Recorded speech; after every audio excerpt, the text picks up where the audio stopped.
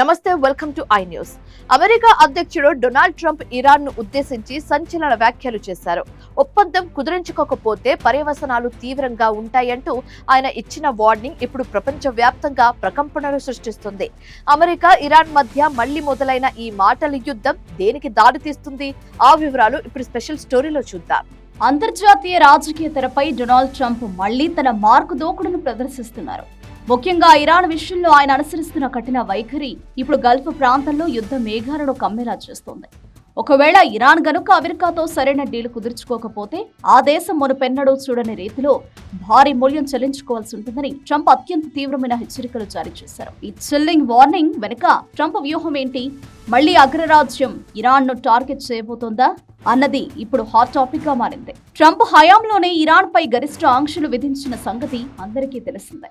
ఇప్పుడు మళ్లీ అదే రీతిలో ఇరాన్ అణు కార్యక్రమాలను, క్షిపణి ప్రయోగాలను కట్టడి చేయడమే లక్ష్యంగా ట్రంప్ పావులు కదుపుతున్నారు.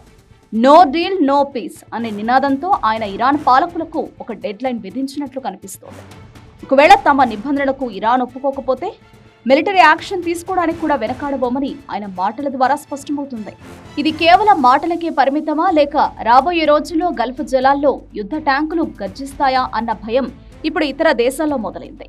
మరోవైపు ఇరాన్ కూడా ట్రంప్ హెచ్చరికలను తేలికగా తీసుకోవడం లేదు.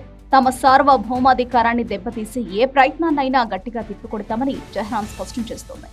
అయితే ఇటు చైనా, రష్యాలతో ఇరాన్ సత్సంబంధాలు కలిగి ఉండడంతో ఈ వివాదం కేవలం రెండు దేశాల మధ్యనే కాకుండా అగ్రరాజ్యాల మధ్య ఘర్షణకు దారితీసే ప్రమాదం ఉంది. ట్రంప్ తన విదేశీ విధానం గురించి ఇస్తున్న ఈ వార్నింగ్స్ వల్ల గ్లోబల్ ఆయిల్ మార్కెట్ కూడా ఒక్కసారిగా ఉలిక్కిపడింది. అగ్రరాజ్యం నుంచి వస్తున్న ఈ డైరెక్ట్ అటాక్ ను ఇరాన్ ఎలా ఎదుర్కోబోతోంది? ఇరాన్ పాలకులు లొంగుతారా, లేక తాడోపేడో తేల్చుకుంటారా అనేది ఇప్పుడు అంతర్జాతీయ స్థాయిలో అత్యంత ఆసక్తికరంగా మారింది.